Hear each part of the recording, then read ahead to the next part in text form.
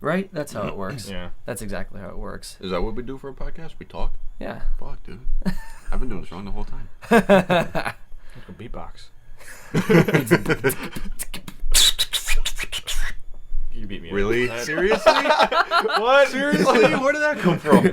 I can Fuck do you. things. Welcome everybody. Welcome to another episode of The Whole Ball of Wax. My name is Andrew Sellers. I'm your host, and today I have joining me again is Hey guys, Dan Blazek here. and I'm Chris. Flint. How are you all? You doing good? You doing good? Good. All right. Fantastic. I'm doing fantastic. Fantastic, man. So today is going to be a little less structured on my end, and I'm going to be sort of more of along the ride for today because Dan's the one who wrote the notes and not me. Oh, we're actually going with them. Okay, Yeah. cool. Oh no, yeah. I didn't prepare anything for today. So. Yeah, me neither. This is your show. You lead off with your name and you have nothing prepared. I mean, I have ideas. I just didn't I'm not planned like I was before. Fair enough. All right. So. Okay. Oh, I'm starting. Yeah, okay. sure. Yeah. Okay, fine. Okay, so pretty much I really wanted to break down what DLC is, and for DLC, for me, it's the difference between extra gameplay and what should have been included in the damn box. Because there's such a difference between, what's extra gameplay, what's extra fun, and then, okay, you kind of gypped us on that one. Yep.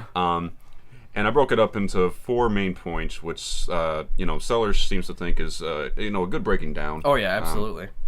My first one is patches and downloadable improvements. And my first point for that is, it's obviously needed to fix broken gameplay, but are more and more developers using this to their advantage, or more using it as an excuse to release unfinished stuff? What do you think? Well, I guess I'll start this off. So, I think they're using it more and more as so back in the day, of course, when you release a game as a cartridge or disc, no internet access, you had no way to update a game if it was broken. So there's more inclination to work forever to get a game released as clean as possible.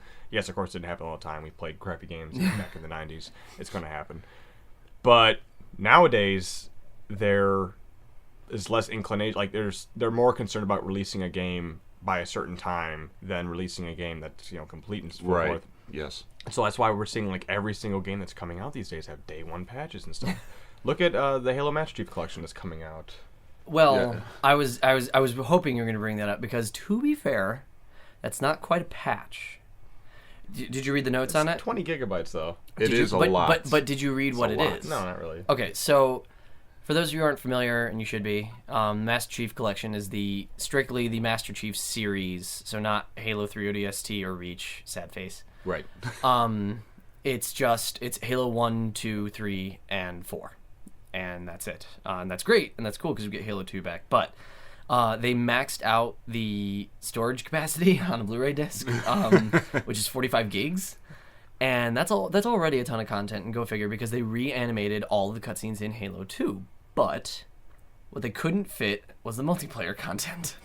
So the day one patch, and see, I honestly wouldn't call it a patch. I'd call it something else. I think we should redefine. Day one, here's the rest of the game. Yes. Pretty much. And that's exactly what it is. It's all they said. You won't be able, unless you do a pre-order in download form. You can pre-download everything, which is very smart of them. You can download everything before the game is released, and the day it is released, you can play right away, and that's great. But the downside and the thing that people are freaking out over is if you have a disc, you have to download this update. Actually, if they're smart, they'll let you download that 20 gig update no matter what. Mm-hmm. They should let you do that. And then they'll see when you enter the game, that's verification that you own the game and etc. But my point is that it's not they're not fixing anything. It's There's just more of what we already anticipated. Exactly. Right. The format of the medium that is a disc was not big enough to contain what we created.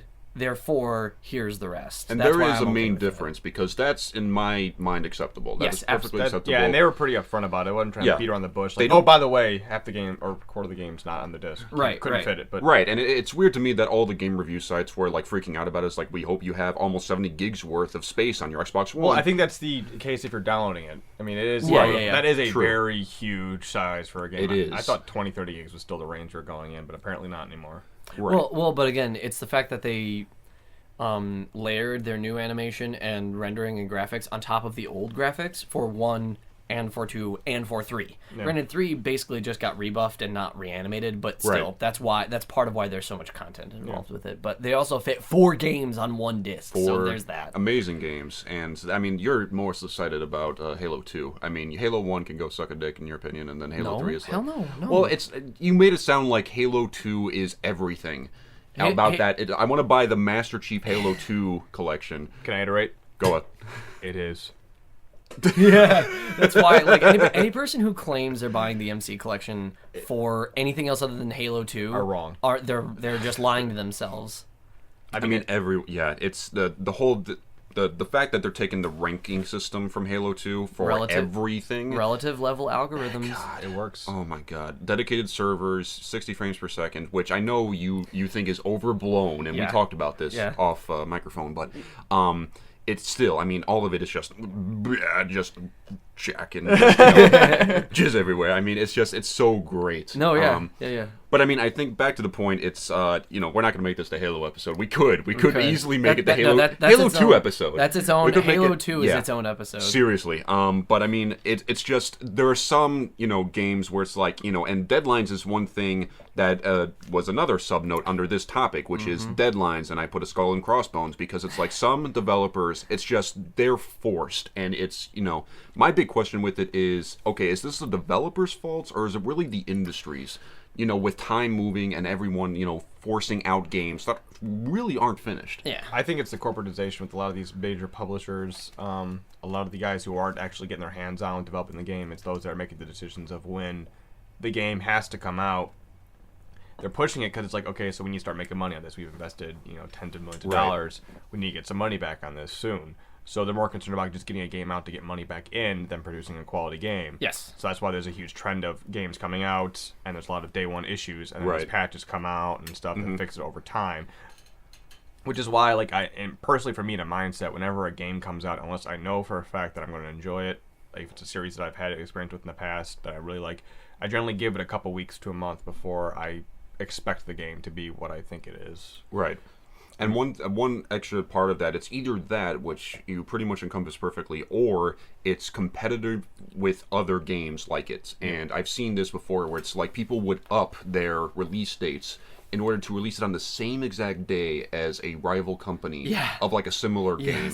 And I was trying to find good examples, and I just, like, off the top of my head, I believe Assassin's Creed did this, where they releasing another sequel, and then another game that was, like, not really overhyped, but just, okay, people were kind of excited for it. They were planning, like, a month after release, and then they bumped it up so that it could compete with Assassin's Creed, and actually gain any money whatsoever. Yeah.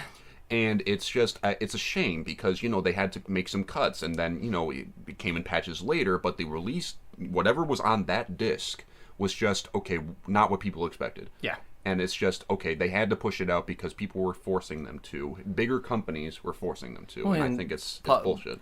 I think a lot of it has to do with the publishing company because they, that's a big reason why people are so pissed at Activision as of late. Yeah. That a lot of, talking about Destiny, a lot of people attribute, among its many problems, the fact that Activision was very pushy and weird about how they went about what the story should be and about how it could be easily consumed by people. The story they had before was too difficult. I'm like, and they went from that. They went from that to telling a story that was just essentially, I wish I could. Literally, there are lines where it's like, I wish I could tell you about this. I wish that I had the time to. I don't even have time to explain. I don't even have time to explain. Wonderful Bill Nye of Shaun of the Dead and stuff like that. I'm sure you have questions, and I could tell you. Then why don't you fucking tell me? You can tell the whole time they just sidestepped all this shit. One thing that I've noticed is that a lot of people are assuming that. I know one piece of information that came out prior to Destiny's release was that they've invested $500 million into this game. Which I don't... No, there is a misconception with this, though. Okay. What they did was they've invested $500 million into the game's 10-year life cycle as a franchise. Oh. That entire price point was not invested into this one game. Okay. I was gonna say... That makes more sense. That makes way more sense. Way more sense. Because if you think about it, like Star Wars: The Old Republic was in my opinion, a much more massive game to make, and that was a $200 million game, and it's still, I think, one of the most expensive entertainment releases. Right, because I mean, it is based off of a universe we know and love. Destiny is an original creation, so it's like licensing alone for Star Wars: Old Republic is like a shit ton. And that was also a giant MMO with voice acting and cutscenes. Right, and which so forth. I give them credit for. That's great on their parts, but I mean, that's a lot of investment. Exactly.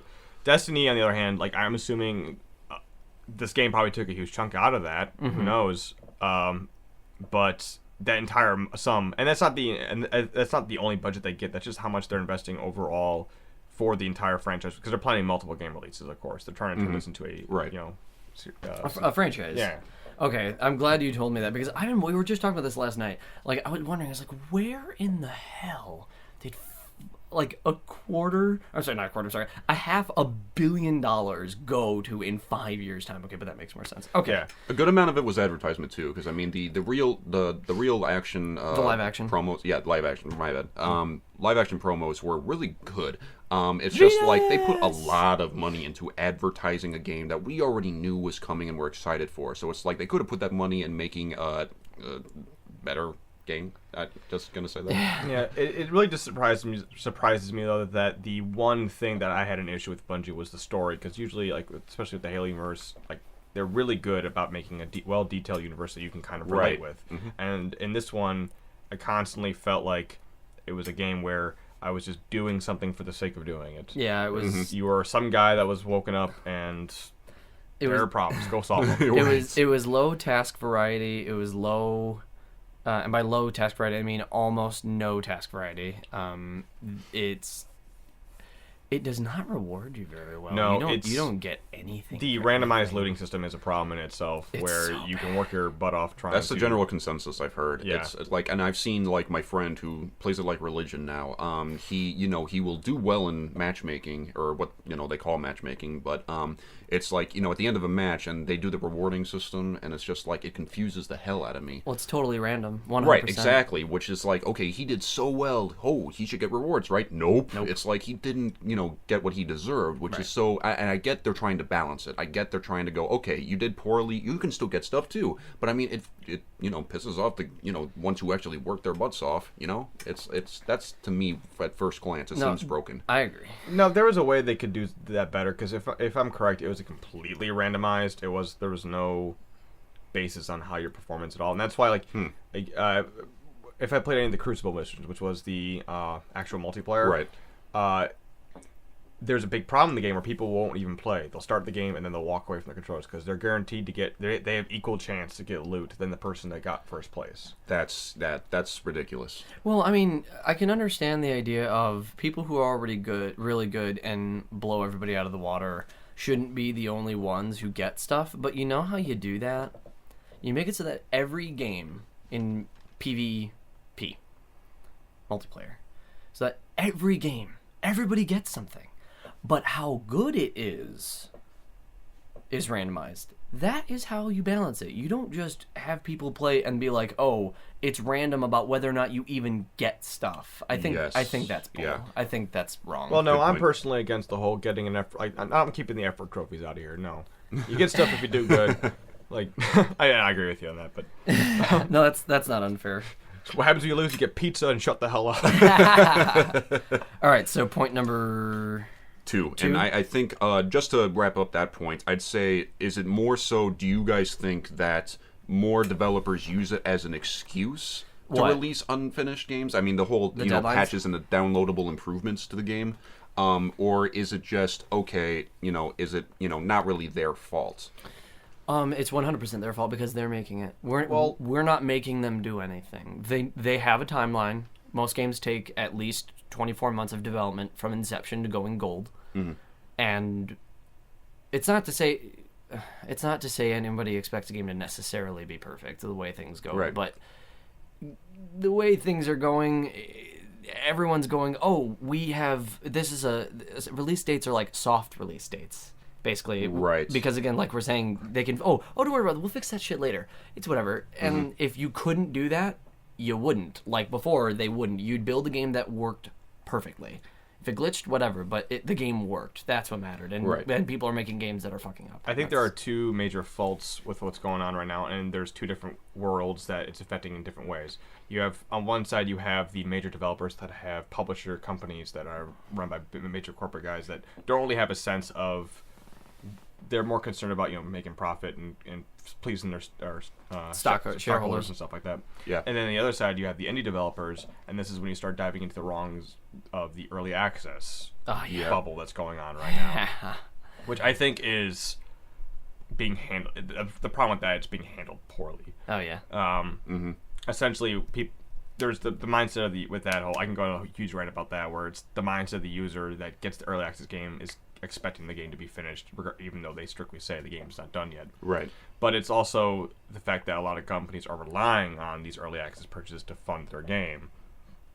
And then all of a sudden the games don't get completed, and then it's been a huge issue right now. And only a couple games have handled it well. And Minecraft, of course, is the game that started this whole thing. Yeah. But they actually kind of handled it well. They started off with a very cheap price point at the beginning. I purchased Minecraft at an alpha release, and I think it was like $9. And I played it consistently. Good investment for a game you could easily put 1,000 hours into and still not be done. I guarantee you that game is my price point to hours used ratio. Like that's I got my most money's worth out of that game alone. Right. I guarantee it. But I'm trying to. No, I get you. That makes that makes sense. Yeah. It's a different form. It's the same but different form of like releasing a game that's not finished. Like, granted, it's different in them saying, yeah, it's not done, but if it's terrible. I think it's the idea that knowing that you have the ability to update a game over the internet for very little amount of money compared to releasing it out, there's less inclination to make that game complete upon release on the disc. Because they're like, oh, well, we can just fix this later. Yeah. But then it's starting to piss people off because then they're getting games they weren't promised they get. Yep. Yes. And, it's a huge issue that's going on essentially with most major releases now and most minor releases. It's the same thing with game trailers, and it's like, oh, you see game trailer, then actual gameplay, and it's like, what? This wasn't what I saw. I didn't play Watch Dogs. What? Well, and that's why I don't believe in game trailers. I think they're bull. I think it's a bunch of PR, and that's all it is. It's You think an ad. E3 is just a big, waste? It's just like... If it's only gameplay based, then it's not. I think E3 for me personally is good just for the announcement alone. When they are announcing a project, that's fine. It's the fact that the developers that have to take time then that E3 takes time out of the development schedule because they have to build workable demos for them. They have to actually probably go to the events themselves. It takes away from build time and stuff. They develop them on these really super machines with high textures and stuff, and then they make them look fantastic. And then once it comes out on console, it doesn't look as great or run as great. Watch Dogs. And that pisses me off too, especially with Watch Dogs, the fact that they had the ability to unlock the textures. Like a couple weeks into the game, somebody found a way in the PC release. Oh, you can change this in the text file, and all of a sudden it releases like they call it the E3 graphics. They essentially, I think their explanation for it was, oh, we didn't want to make the PC release that much better looking than the PS4 release or stuff like that. Yeah, so they wanted to balance it out. God. Anyway. Shit. No. Anyway, second point, microtransactions. Oh, don't even get me started. Yeah, this is going to be a one we could go on forever, but let's try and keep it short and simple. I just pretty much put yay or nay. It's pretty much like you're on one side or the other with this. And I put a few examples of, and I know these are all downloadable and, iPad games. Clash of Clans, Angry Birds, and Plants vs. Zombies, I think, are three very good examples for this, where, especially with the whole wave of, okay, if you want to make this game easier, you pay $1. If you want to make this game more fun, or because we released an unfun game to make it fun, pay an extra $5. Yeah. So okay, you're getting it for free essentially right off the bat. But in order for it to be a worthy game, okay, well, you make a small donation of like $4.99, and it's like, no, if you're gonna make a game, I'll pay a flat rate, but for what should be the actual full game. Don't release extra shit. Yeah. And I put some use this to enhance gameplay, which is good. Others use it to just milk the consumer dry. Yep. And what do you guys think? I think they're still treating us all like cows. Pretty much. Again, it's the same thing with DLC. There are those that are doing it right and those that are doing it wrong. Those that are doing it right, I got it. Like the example that first comes to my head is Team Fortress 2. all the downloadable stuff, yeah. download stuff you can do does not affect the gameplay at all. It's all just comical, mostly cosmetic stuff you can buy. They're not forcing you to buy it, and they're still like the hats business alone for that game. Oh my god, millions, hats. millions. Who would have thought? Seriously.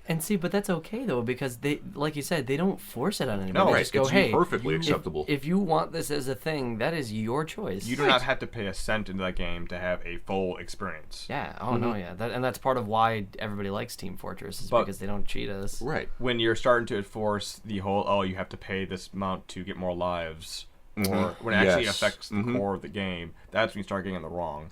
I tend to avoid those games. I haven't played the new Plants vs. Zombies because I hear that was going to be because I mean I haven't played it either, but I saw a gameplay and I saw the structure of it. And Plants vs. Zombies 2 specifically, they have certain plants that you have to pay for, and it's like at certain levels you like need to use them in order to really win at them. So it's like okay, they're forcing you subconsciously to buy these plants. It's like okay, you could technically win using the shit we give you. But at the same time, it's like, oh, why not have this, lack of frustration and go buy the plant you need? And it's like, okay, that's just bullshit in my opinion. It's I agree. Literally just taking our udders and go, it's stupid. There's also, I play a lot of Battlefield. Yeah.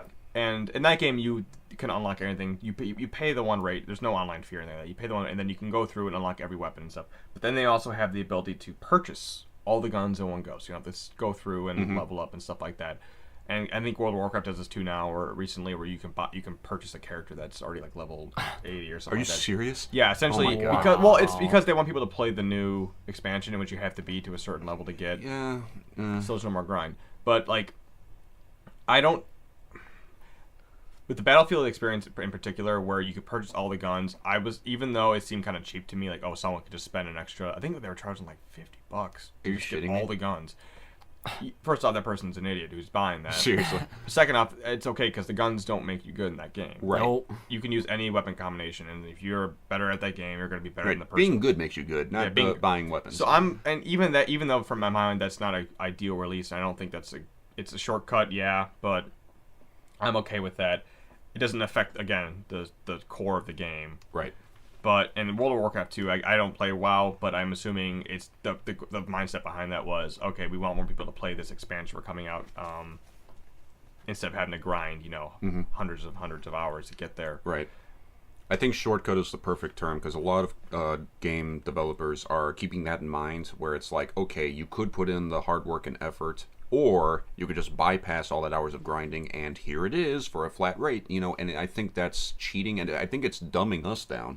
It's just like, how does that make us feel? Well, where it's like, okay, like my friend has this gun, he just paid for it, and it's like, I can't afford it, so it's like, I feel jealous, and it's like, okay. Well, you forget this is America. Capitalism, that's True. all. That's what all. And is I want based on. things now. Yeah. Right. I don't want to wait. I don't want to work for my stuff. I don't want the Master Chief Seriously. Collection on November 11th. I want it right now. What do you think about that, Sellers? What Flint said. It's You said it. there's the problem is that this is such a volatile DLC, early access, microtransactions. All of this is in a very volatile state right now. Yeah. And there are those that have found a formula that's doing really well that doesn't affect the core of the gameplay. Do you still play League of Legends at all? No. I freed myself of that chain 4 years ago. I assuming that they're generating a lot of money through their microtransactions alone, but from what I can tell, that doesn't affect the core of the gameplay. That's right. That is absolutely right. You can still play the game without having to spend a cent. Yep. But then when you have games, of course, that go through the core, you have to pay for money for lives, or there's certain aspects of the game that you have to pay for to unlock. Another game that comes to my mind, I think, is Candy Crush. Yeah, we were talking about that. Talking about that. And that's just, no, it's all about Bejeweled. Candy Crush can eat it. Exactly. Yeah. Which the people, what's the name of the company that made Candy Crush again? I don't know, but they try to copyright the word candy. I saw that. What? Yeah, and they almost. Yeah, you didn't know that? I think they almost actually got it. It was actually almost went through. It's like, excuse me, everybody, but I would like to copyright Seriously, the term. I would like to copyright the term dog. Naughty Dog, you owe me money. Like, what? Exactly, Let's that was the thing. copyright That was all conjunction words like the, and, it, in. Like, let's just copyright every fucking word in the English dictionary. The letter A. When we copyright all vowels, you guys are. I miss the days of and there are still certain games that still do this. Diablo 3 comes to mind, where instead of having DLC that would come out, they were called back in the day expansion packs. Yeah, like Halo 2, the map expansion And pack. they were enough content to essentially they were their own games. Mm-hmm. Wow, that's a lot. Yeah, essentially, like Battlefield 2, I know had, I think, based off the original release, this is going years back, had like 3 or 4 expansion packs that came out. And if I'm correct, you didn't need the original Battlefield 2 disc. I could be wrong, but you didn't need the original Battlefield 2 disc to play the expansions. They were their own on top of that. That's also something, that's basically died out. Like Diablo 3 Reapers of Souls just came out, and essentially, I think you can play that on its own. And if you buy Reaper of Souls, it gives you. I don't know if it goes. I bought it on PC and I already own Diablo 3, so I just kind of added it on top. I don't know if it gives you all access to Diablo 3 or not, but I would say that's all but dead because what it just came to mind, and I own it. I haven't played it yet because I'm still playing the main game. In Infamous Second Son, there's First Light. Yes. And that's $15, and that is also standalone where you don't need the disc. And I would not qualify that as DLC. I mean, DLC, I hate that term. It's such a businessy, like, synergy. It's a term. Downloadable content can be made. A movie is now DLC. Anything. Yeah. It's a broad stroke. What I'm classifying, I would classify that as an expansion. I would say that is its own standalone game. It's its own story because you're not playing as Destin. And you don't need the actual original game to play it. Delsin. Delsin, You've been playing the game. You don't even know his name. Come on, man. I don't know Shakespeare, man. All right, point 3. Point 3. Require DLC in order to play at all. Okay, what examples do you have of that? My big one is Halo maps, and right. Okay. My big thing with that is, and again, they do work around it now, but I mean, when they release map packs, it's kind of frustrating to me where I want to play online with my friends, but tons of playlists, entire playlists are taken aback because, okay, you don't have one map, and okay, you're not going to get in at all. We're sorry, but one of your party members does not have all maps required to play. They will have to either leave the party or download the content. Yes. This also happens in Battlefield. Zach, I'm talking to you. Buy the expansions. Zach Stimson. It's so, oh my god, like I get it. Sure, yes, by the logical standpoint of if you did not buy this, then you can't play with other people who've got it because their playlist with matchmaking includes it. But it's still... I just want games where it's on the disc and they give it to us and that's it. Can we just... If I'm correct, I don't remember what game it was. And it'll come to me here in a couple minutes. But there is a game where if you are posting and you are hosting a party and you have a map that one of your players and that's in your party does not have, they can still play and go with you. It does exist. Yes, and I can't believe I can't think of the fucking name. It's a recent release game too. I think that does that, which I think is great because like it was Payday the Heist or Payday 2. Oh, that's what I know. okay. Oh. And Payday 2, if you owned any of the DLC, I don't know if they had DLC heists or any of the expansions about that. If you were hosting the session, and one of your friends who owns the base game, just the base game, was with you, he could still go in the heist with you. They wouldn't block you on that, which I think is really cool. That's really cool. And I'll just throw in, going back to Halo, I think it's weird how within the same game, obviously user-created content, you can make your own maps and upload them online. Yeah. Okay, so I do these, like I told you, next week I'm going to do this, LAN party. I have multiple Xboxes, where on one console, only my console, I will download a user-created map and game type. Everyone else on every other console can join, even though they don't have it downloaded. So that concept exists within Halo. Oh, yeah. Where it's like, okay, the user-created shit, okay, everyone can still play on the same map and still have fun together. It's not a matter of can't, but won't. They won't do it Well, because it's an industry conceit. But I think that's a crutch on themselves. They're shooting themselves in the foot. For instance, if you are a person that was joining a party, like for Payday 2, there's a heist your buddy is hosting. You don't have the map. You play with him. You really like it. You're inclined to then, okay, maybe I want to play this because there's a lot of inclination in the game to solo stuff too. So you want to do this on your own, so you're inclined to buy the game. But personally for me, if I were joining someone, let's say I just bought a brand new game. Online multiplayer. I didn't have all the maps, but the guy one of my friends I was playing with did, and all of a sudden I couldn't join. I would be less inclined to go. I would just get turned off and want to go play something else. Yeah. Right. Because again, it's America and I want it now. Yeah. And I want it now. I want it now. I don't know. There's again, it's bull. those that are doing it right, those that are doing it wrong. And that's what pretty much all of this comes down to. Yeah, It's it like is. right and wrong. like and it does depend, but I still think it's bull. I still think it's a little crap. Gavin does it right, and everyone else does it wrong. Apparently. It's just, oh god, Yeah. Steam, I love you. But yeah, that's my huge point. It's like, and there are other games where I don't know. I know you don't play it. Do you play Dark Souls at all, Flint? I played Dark Souls 2 quite a bit. Yes.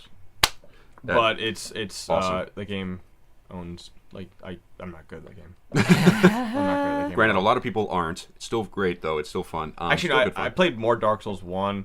I tried to play Demon Souls was hard. Because if I'm correct, Demon Souls got escalatingly more difficult the more you sucked. Yeah, seriously. Seriously. You die once, half of your health bar is gone. Yep.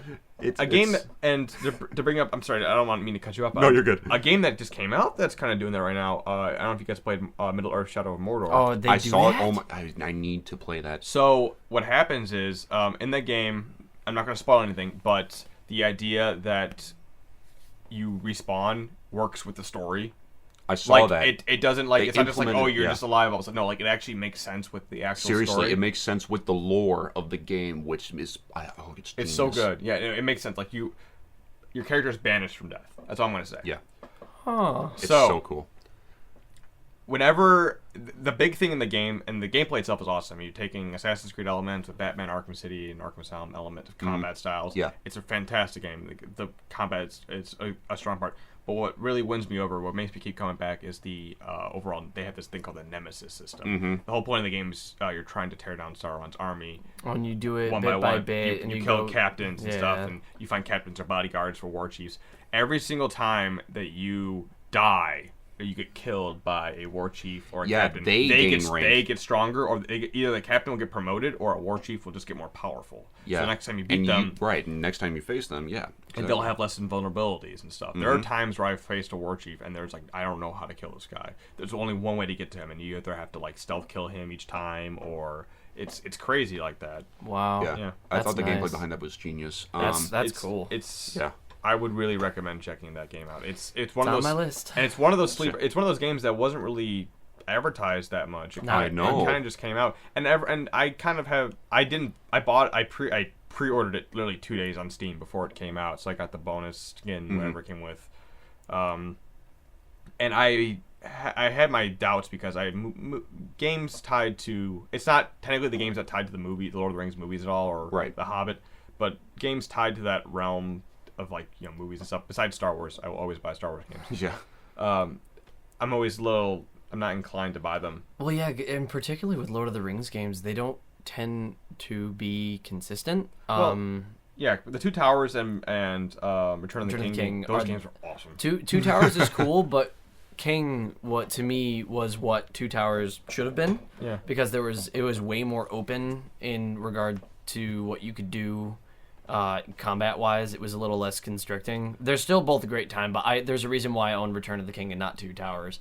And seriously, and in my mind, those were the last good Lord of the Rings games, because I forget what came out after that, but there was one that came out for the Xbox that was just okay. You hearing okay? No? No.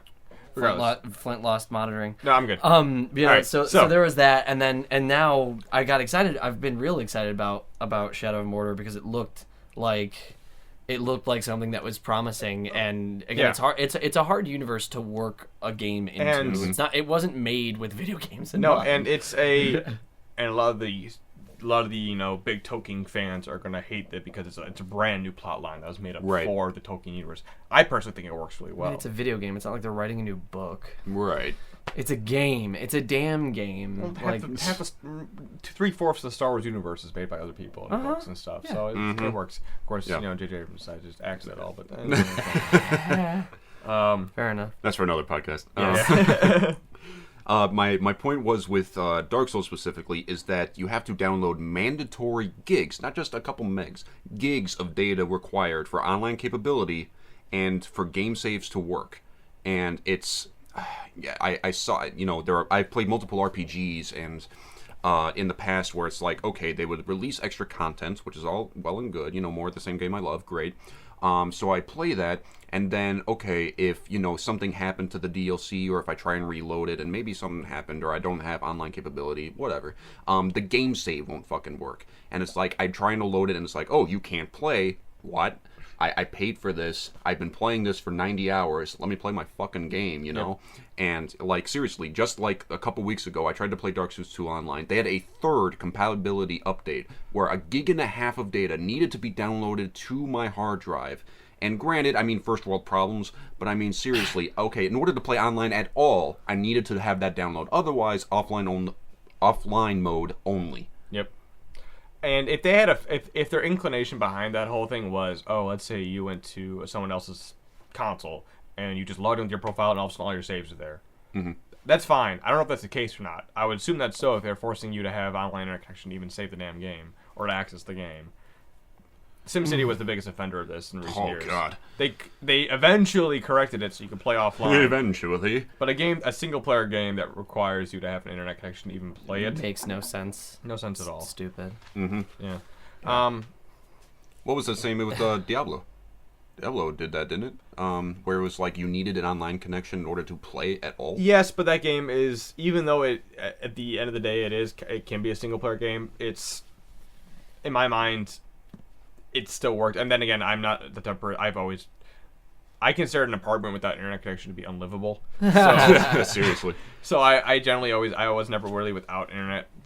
I never had that burden. I guess it's an issue for some people, but most of the time when I was playing Diablo, I was playing with people anyway too. I can understand why that would also be frustrating for those. Yeah, it's just a small frustrating thing to me anyway with games I've played, because it's like, I don't understand the logic there. That's just me. I don't know if you guys agree with that, but it's like, I don't know why I need to download more stuff to my hard drive that's already like low space already, in order to keep playing what I've already been playing. I think how they should be handling it is,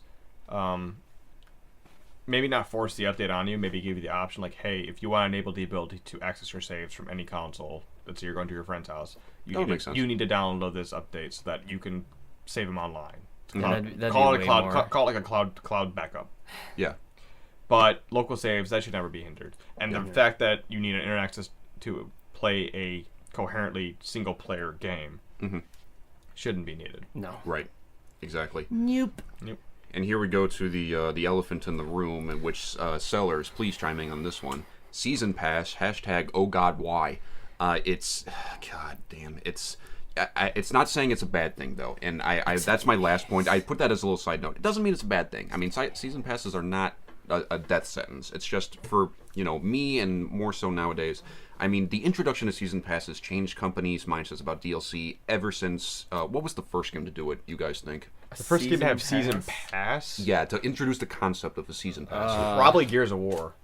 Really? Yeah, that was my thought too. I don't know if sellers, you thought of any games before Gears that had a season pass or advertised it. I think it was Gears of War 2 was like the first game I noticed. It was like, oh, you can either buy the DLC now or you could buy all of it in one go or something like that. Did 2 do that? I know 3 did that. 3 did that. I think 2 did it too. I don't actually know. I think Left 4 Dead 2 did it too. Maybe. I don't know. I can't remember Left 4 Dead 2 doing that, but I have no idea. I remember when the passing came out and how happy I was, but yeah.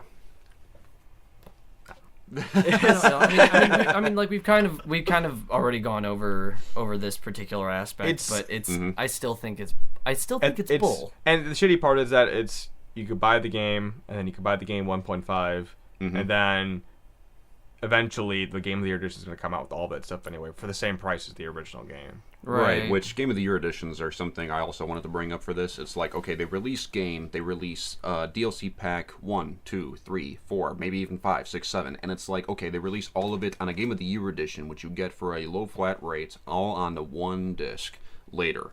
Later, not now. Later. I know this is America, we want it now, but we're going to get it later. Yep. Or you could pay an extra $50 to have it now at the end of it all, because you're paying the full MSRP for the DLC. Just like the Battlefield shortcuts. Zach. It all comes back to Battlefield. Yes. And I'd put as a side note here that it's a double-edged sword for the consumer, because, for some games, like, I think, Gears of War, where they added a ton of maps already, and it's just more maps, and they have like, okay, cool, different tweaks, and I think that's all well and good. But it's like, you know, it just makes me have less faith in developers now, where it's like everyone's doing it now, and everyone's just releasing tons of data, where there are games where it's like there's more data in the fucking DLC packs and the season pass than the actual game already. Where it's like, if you add up the gigabytes from all of the DLC packs and the season pass, it could be like 10 gigs versus like 2 for the original game. Exactly. It's ridiculous. It's almost like when the game comes out, they're just like dipping their toes in the water to see how it goes, and then just going full on in with everything else. Right. Avalanche Of oh my god. downloadable content. Oh my god. And So, yeah. It's a crutch everyone's relying on. Yep. Not everyone. Well, more and more. It will be people. everyone, I think. Everyone, I think, will, and maybe the exception of indie developers. It's, you know, for AAA game titles, it's like everyone's going to do it. I mean, Dishonored did it, and it's a first-person game. I mean, every multiplayer game's doing it now. Yeah. Every multiplayer, especially Battlefield. Yeah. God, I mean, their season pass is hefty. God. That's as much as the original. Because you need the Okay, so and there's the premium too. You can get on top of that. There's a season pass for the expansion. Then you can pay another $50 for the premium access. Which I saw when they released that info at E3 and they made the announcement and they expected this round of applause and you just got one guy in the back going, I like it's a slow clap. I want to let you guys know that you're in the room with a premium subscriber. Well, aren't you fancy? Fucking bow down, seriously. We're not worthy. I'll eventually move out of my parents' basement. As Flint points to me, I'll eventually. Someday I'll be a real adult. I can't laugh. I mean, if I had a basement, I would probably be living in it too. But it's an apartment, so I'm just stuffed in a closet on the side. But there you go. You can move in with me. I'm lonely. One thing, and I know you love to chime in on this one, announcing season passes before the game is even released. I don't remember if I said this the first episode we did, but this is the way I think things are going to go. And I'm only half joking, but some part of me is scared that this is going to be real. One day, like 10 years from now, imagine the future. In a world where we don't have regular games anymore. No. Oh, no. The DLC, the DLC is the focus. The DLC is, there's going to be 7 DLCs that you can play before the game is released. The DLC is in fact longer than the game, more expensive, and the game becomes secondary. But then you might as well just call the DLC the game. Right. See, but this is what I'm talking about, is that I swear to God, this is like, there needs to be a term for this somewhere. Everybody knows what a selfie is, right? Yeah. Everybody. I don't remember what it is, and I'm really glad that I don't. But somebody came up with a term for when someone's taking a picture up for you, but makes it look like a selfie. Are you serious? It's called like a toozy or something You're retarded. kidding me. I'm not even kidding. Tuesday's what I take in the morning on Sunday. But what gets me about it is, you know what that's called? Taking a picture. Oh my god. It's called taking a picture. Don't start taking my phrases away, people. I don't. You need to copyright it now, man. Trademark that shit. I swear, it's like just like the sphere that unfolds unto itself. It's just, I don't know where things are going, and I'm not excited about it because that's all anybody is talking about forever. That's all anybody's talking about. I don't think anybody knows where anything's going. I know. The way I feel it is that some wheel is gonna fall off the video game industry, and we're gonna get set. Screw us. We're the users. The industry is gonna get set back to some version of a Stone Age where things I was about to say the same thing. Yeah. Something's going to happen. A revolt would be a bit of a dramatic way of putting it, but something's going to happen at some point. The ultimate first world revolution. Seriously, we're more inclined. Gamers unite. We're more inclined to revolve around like our game releases than we are about like any governmental issues. Seriously. Guys, Alien Isolation DLC is available to play before the game is out. This is bullshit. I want all of it. No. Speaking of that, have you guys picked that game up? I want to. I want to. It's on my list. My list is big. The coolest thing I think about that is that the xenomorphs. I don't know how. Oh, I'm versed. Yes, I'm versed. Mm-hmm. The AI is completely randomized. There are a few times where, like, when they are there are some few scripted stuff. There are a few scripted stuff, but the entire time you cannot You can't memorize. Essentially, the game. somebody can't go online and make a tutorial of how to get around the alien because it's different every time. Right. It's not like Which is a great concept. Yeah, it's not like Dead Space or Amnesia where it's like, oh, this boss is gonna walk in this direction. Right, Dead Space, right. these guys are gonna pop out this time. No, it's the aliens can be, and he could be on the ceiling, he could be on the floor. I saw many reviews about it. I mean, IGN, and we all have our love/hate relationship for IGN. But I love IGN for Naomi Kyle. I hate them for the fact. I hate them for the fact that they're the Fox News of games. Yes. Of gaming news. Yeah, and I've met Greg Miller. You've met What? Greg I've Miller? met Greg Miller. met Greg Miller. I have a photo with him. He was he's from Illinois. He's from Chicago. Oh shit. Yeah. He had a meetup. Actually, I was with John Estrada. Estrada. We went to go meet him out in Wilmette or at Portillo's somewhere. Oh, cool. He had a meetup and stuff. And I like that guy. I like specifically some of the reviewers and stuff. I've been following them for a while, but I don't like listen to a lot of their podcasts anymore and stuff. Mm-hmm. I think they get a lot of hate, and the whole notion of like, oh, they're getting bought out for reviews and stuff is complete horseshit. that does not happen. Yeah, no.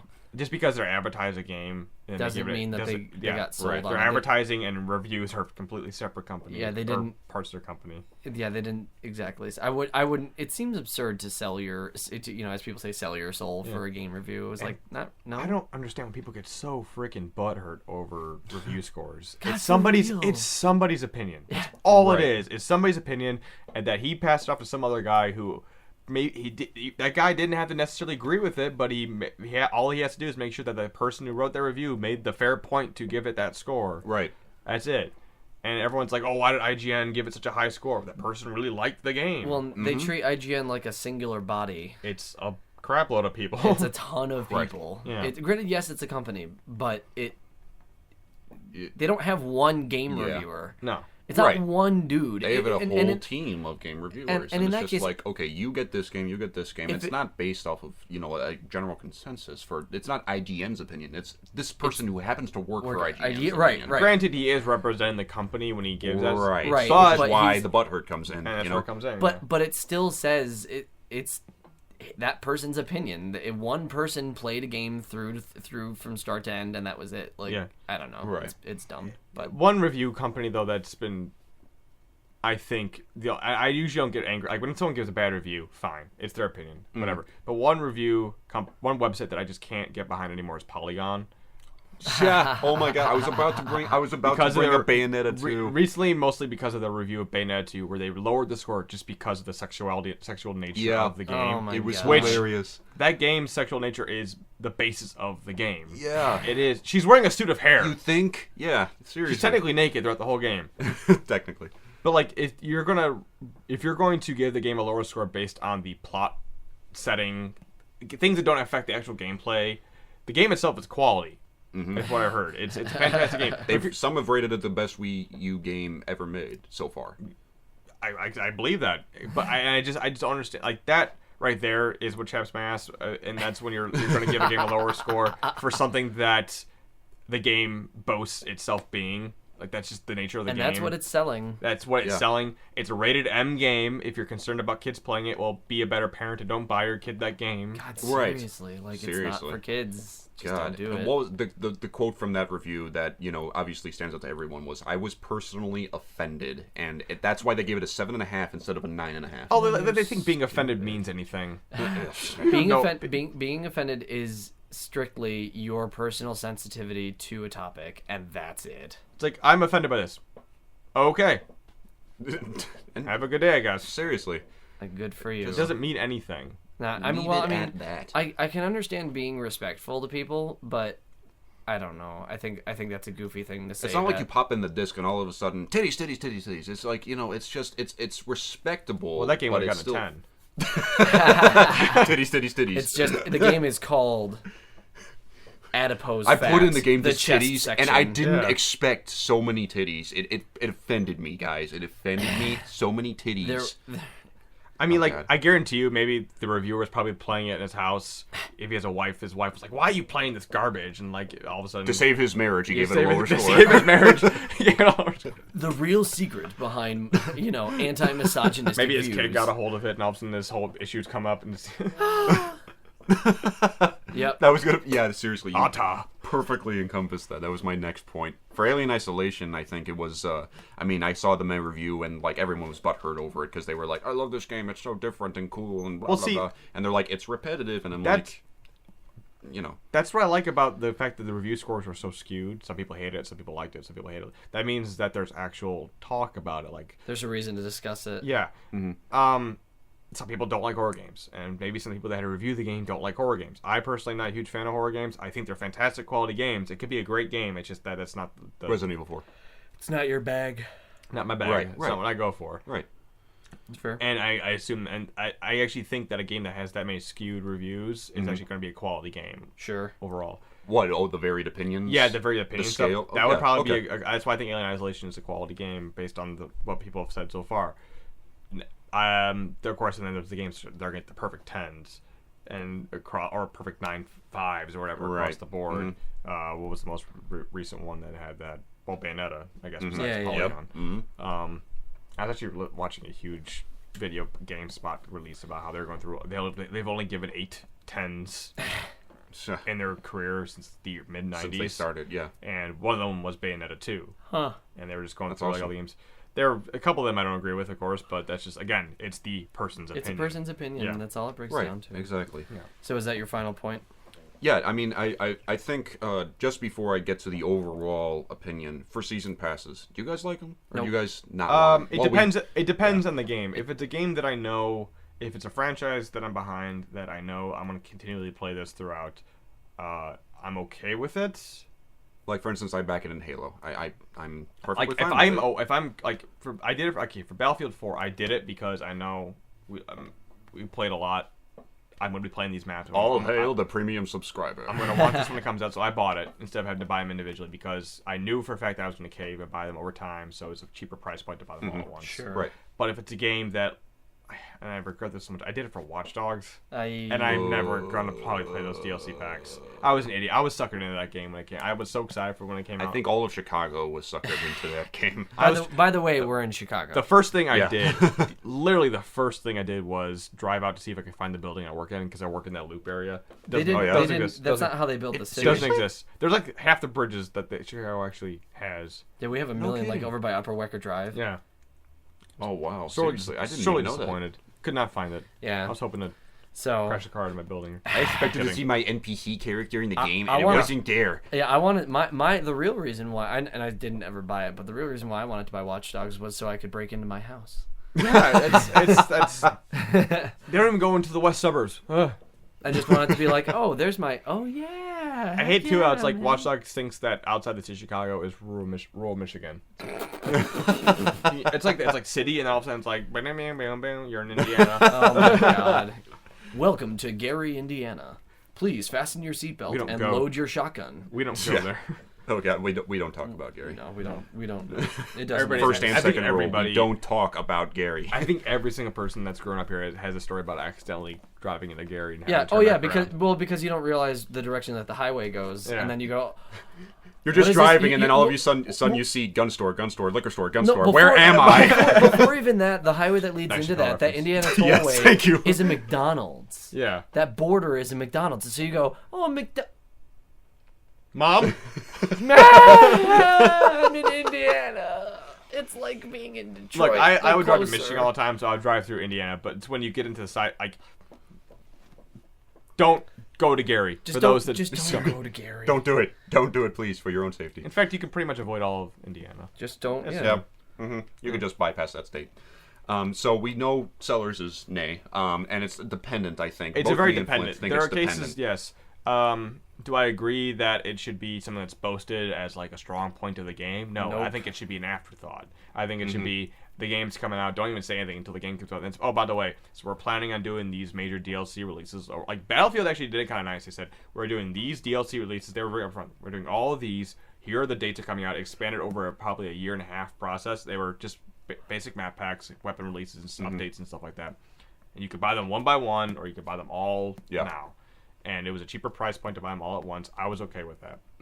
But when it's like, oh, we're not going to talk about what the DLC's coming out yet. You can spend this amount now and get whatever we release. Or And I didn't want to make a long point about this, but I think when it's I completely hate at announcements, especially at E3, where they're like, they're expecting this humongous bringing for us, like, okay, this console gets the DLC first. Oh god, console Call of exclusives. Duty is the biggest sinner of this. Yes. Where they made a contract with Microsoft, so the Xbox 360 before the Advanced Warfare the one, and the PS4, but they were like, okay, they're gonna get it a few months before PS3 owners, and everyone was like, okay, thanks, I guess. That's a contract that just hurts the customer. Thanks, jerk. Seriously. God, it's horrible. Yeah, so it's I think as an overall wrap up, encompassing those 4 points. Is DLC really a good thing, or is it just hurting the industry that we know and love? I don't think it's a bad thing in nature. I just think that, again, it's being handled poorly. Okay, that's fair. Yeah, that's fair. I think that before it became a thing, and I hark back to my first experience with the DLC, pre it being called DLC, the Halo 2 map expansion, which we talked about last episode. Last time, yep. Before I realized, before anybody knew that it was going to become what it is right now, I think it was a good idea at the time. Because by nature it was just, hey, you want some more game? Give us a little bit of money, you get more game. Right. Yeah. And you're right. Like, it is not an inherently evil concept. No. Right. It really isn't, but it becomes evil. It just does. It does. It's a slippery slope. It's like selling drugs. It's a drug because you don't want. And I don't recall if I said this last episode, so I'm sorry if there's plenty of repeating on my part. But DLC is heroin. The game is your first fix, and you can be really addicted to that. And suddenly somebody tells you, "Hey, you want a little more?" Yeah. So a message to the kids: it's cheaper to do heroin. Just do heroin. He's not lying. That's just the sad part. Just do drugs, kids. Don't do video games. Just do drugs. Right way to do DLC is bonus add-on packs. Be very upfront about it, but don't make it so that it's content that's already main placed. focus. If you've already purchased the content of the disc and you have to then spend more money to unlock content on that disc, that's bull. Run. Yeah. Run far. Go find out, but not to Gary. Don't run to Gary. Don't go to Gary, Indiana. Don't go to Gary. No. And yeah, I think those are the two sides of it, and I think that was my main issue, and that's why I wanted to write the notes on this, is because I think it's not the concept itself is not evil. It's the people who wield the power to control it. Yes, I can agree with that. I think that's my finishing statement there. The moral of the story, no matter what way you put it, we're spending Buy more... heroin, kids. Buy heroin. Do heroin. Just do heroin. Buy heroin. All the heroin. Because DLC isn't worth it. All right, that wraps up our next heroin episode. Podcast. Our podcast about heroin. Our PSA on Next, heroin. we're going to be talking about Coke. Just kidding. No. Versus Pepsi. On our next episode, Comcast and how we must accept our future overlords. All right, thank you everybody for listening. I'm Andrew Sellers. I'm Dan Blazek. And I'm Chris Flint. And thanks for listening again. Bye.